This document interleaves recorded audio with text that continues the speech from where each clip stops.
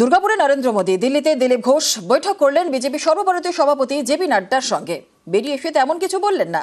দিলীপকে সংবাদ মাধ্যমের সামনে মুখ বন্ধ রাখার নির্দেশ দিয়েছেন বিজেপির শীর্ষ নেতৃত্ব।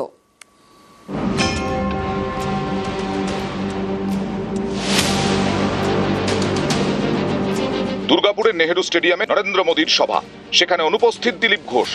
শুক্রবার সকাল সকাল তিনি গেলেন দিল্লি। দিলীপ ঘোষ আজকে থাকছেন না এবং তিনি বলে গেছেন যে তিনি থাকলে দলের অস্বস্তি, সেই জন্য তাকে নিমন্ত্রণ করা হচ্ছে না। দিলীপ দা কেন্দ্রীয় নেতৃত্বের ডাকে দিল্লি গেছে।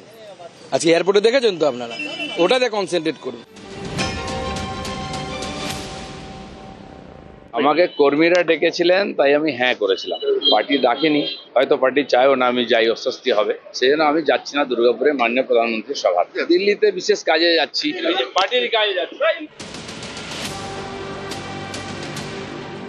নয়াদিল্লির মতিলাল নেহেরু মার্গ, এখানে বিজেপির সর্বভারতীয় সভাপতি জেপি নাড্ডার বাড়ি। এদিন দুপুর 1টা নাগাদ তার বাড়ি যান দিলীপ ঘোষ। তখন নাড্ডা বাড়িতে ছিলেন না, তাই বেরিয়ে যান দিলীপ। কিছুক্ষণ পরে বাড়ি ফেরেন বিজেপির সর্বভারতীয় সভাপতি। 3টের পর ফের নাড্ডার বাড়িতে যান দিলীপ। প্রায় 1 ঘন্টা বৈঠক করেন। খুব গল্প হয়েছে, খুব গল্প হয়েছে। না, গল্প হয়েছে। দিল্লি যাওয়ার আগে দাবি করলেন মোদীর সভায় তাকে আমন্ত্রণ জানায়নি দল, কিন্তু নাড্ডার সঙ্গে বৈঠকের পর আর কিছু বললেন না দিলীপ।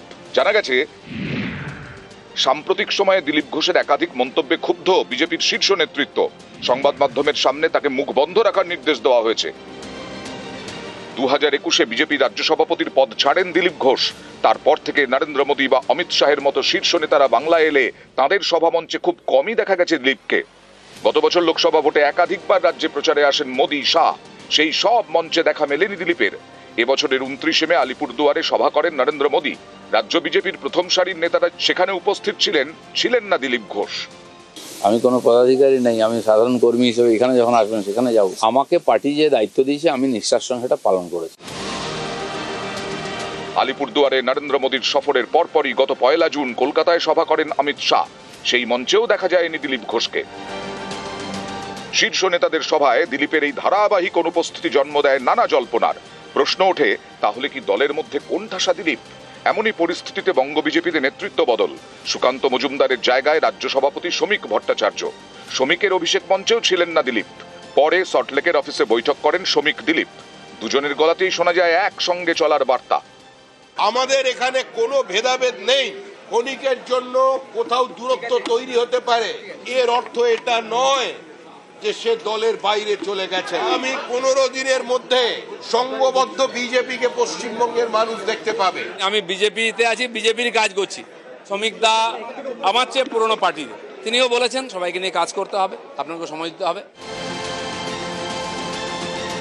এদিন ফের মোদীর সভায় অনুপস্থিত দিলীপ। দুর্গাপুরে মোদী, দিল্লিতে দিলীপ। বৈঠক করলেন নাড্ডার সঙ্গে। দিলীপকে সংবাদ মাধ্যমে মুখ বন্ধের নির্দেশ বিজেপির শীর্ষ নেতৃত্বের। न्यूज 18 बांग्ला। भाजपा के लिए बांग्ला अस्मिता सर्वोपरि है। বাংলার লোকেদের ডিটেনশন ক্যাম্পে রাখলে আগামী দিন বাংলার মানুষও কিন্তু বিজেপিকে ইলেকশনে লড়ে ডিটেনশন ক্যাম্পে রাখবে রাজনৈতিকভাবে। देश में जहां भी भाजपा है वहां बांग्ला का सम्मान है, पश्चिम बंगाल के लोगों का सम्मान है। বাংলাকে আহত করছেন, বাংলা ভাষায় কথা বললে তাকে অসম্মান করছেন। আমরা এখন আহত, এর জবাব আমরা দেবই দেব। टीएमसी ने अपने स्वार्थ में पश्चिम बंगाल की पहचान को भी दांव पर लगा दिया। आप लोग क्या सोचा है दिल्ली वालों, कि आप देश का जिम्मेदार ही ले लिया? बांग्ला भाषा कहने से बांग्लादेशी रोहिंग्या बोल देता है। तुष्टीकरण के लिए टीएमसी हर हद पार कर रही है। বাংলা ভাষায় কথা বললে তাকে জেলে নিয়ে চলে যাবে কোন অধিকারে? বাংলা ইন্ডিয়াতে নয়।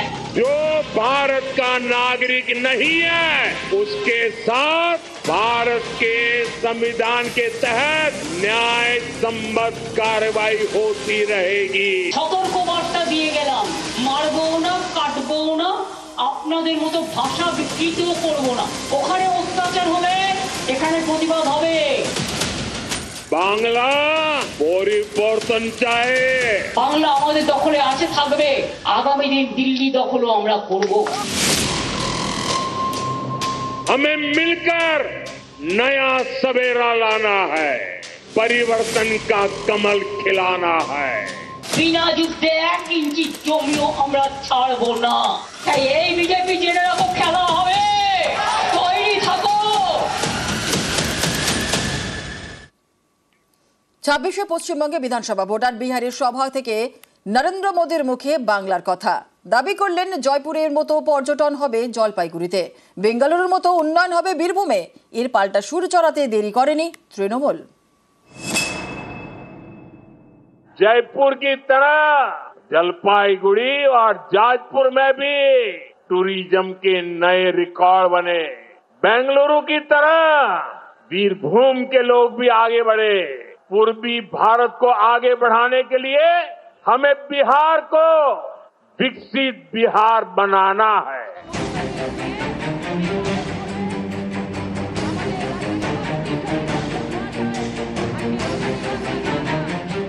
বছর ঘুরলেই পশ্চিমবঙ্গে বিধানসভা ভোট। এখন থেকে কোমর বেঁধে ময়দানে বিজেপি। শুক্রবার দুর্গাপুরে সভা করেন প্রধানমন্ত্রী নরেন্দ্র মোদী। তার আগে বৃহস্পতিবার সোশ্যাল মিডিয়ায় বাংলায় পোস্ট করেন। তৃণমূলকে নিশানা করে লেখেন, পশ্চিমবঙ্গ তৃণমূলের অপশাসনের কারণে ক্ষতিগ্রস্ত হচ্ছে। মানুষ অনেক আশা নিয়ে বিজেপির দিকে তাকিয়ে আছেন। তারা নিশ্চিত যে একমাত্র বিজেপি পারবে উন্নয়ন করতে। 18 জুলাই দুর্গাপুরে একটি জনসভায় ভাষণ দেব, যোগদান করুন।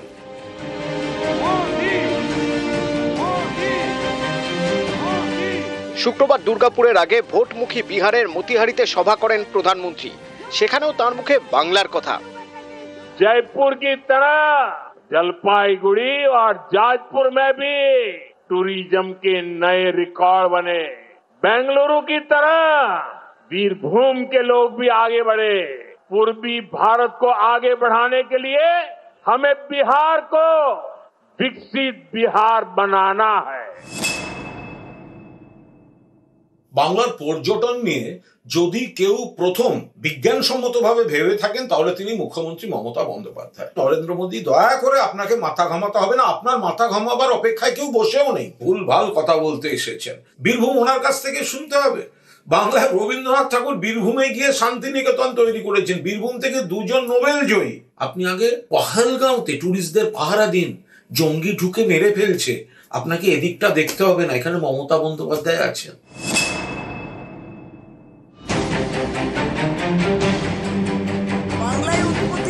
শুক্রবার নরেন্দ্র মোদীর বঙ্গ সফরের আগেই পঞ্চবান দাগে তৃণমূল। তাদের প্রশ্ন, বাংলা বলা কি অপরাধ? জাতীয় সঙ্গীতকে মোদিও কি অপরাধী? বিজেপি শাসিত রাজ্যে কেন বাঙালিদের হেনস্থা করা হচ্ছে? সংবিধান না মেনেই কেন বাঙালিদের হেনস্থা করা হচ্ছে? এভাবেই কি বাংলা জয়ের স্বপ্ন দেখছে বিজেপি? নিউজ 18 বাংলা।